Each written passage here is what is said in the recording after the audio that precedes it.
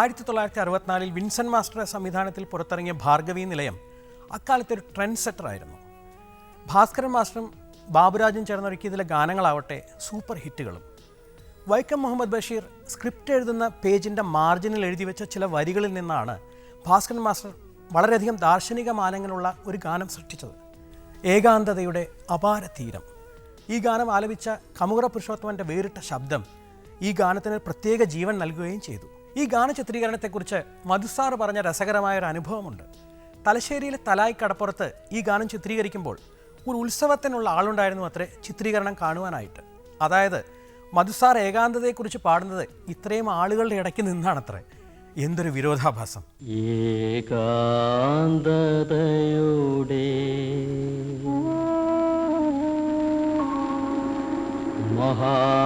മഹാതീരം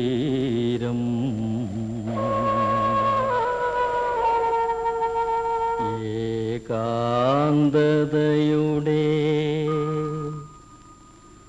അപാരതീരം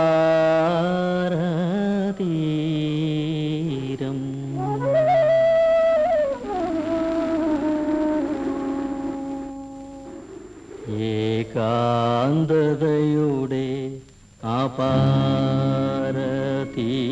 അപാരതീരം ഏകാന്തതയുടെ അപാരതീരം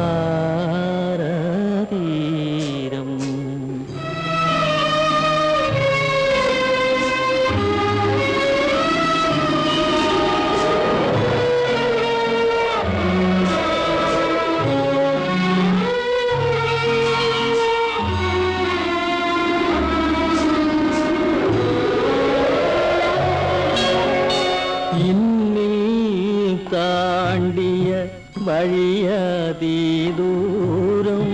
മുന്നിൽ അജ്ഞാത മരണ കുടീരം ഇന്നു നീ വന്നെത്തിയൊരിടമോ ഇന്നു നീ വന്നെത്തിയൊരിടമോ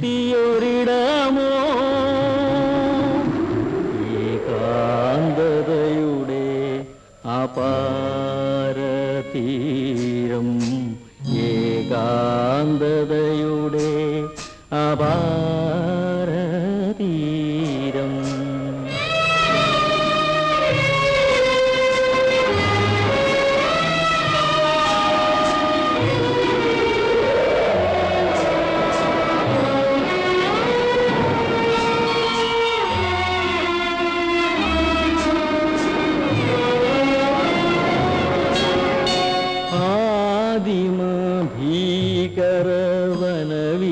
ഭീകരവനവീഥികളിൽ നിലാവിൽ മയങ്ങിയ മരുഭൂമികളിൽ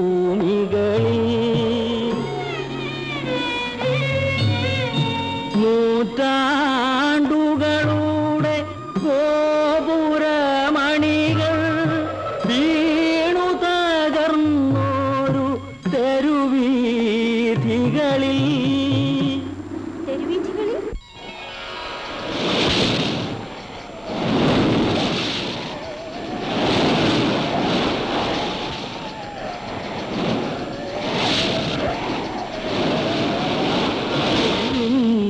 മുറിവുകൾ കരളിലേന്തി അനുഭൂതികൾ തൻ ചിറകിൽ നീന്തി മോഹാന്ധത തീർന്നെത്തിയോരിടമോ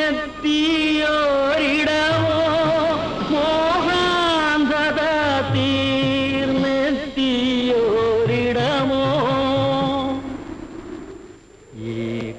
ഏകാന്തതയുടെ അപാരതീരം ഏകാന്തതയുടെ അപാരതീരം.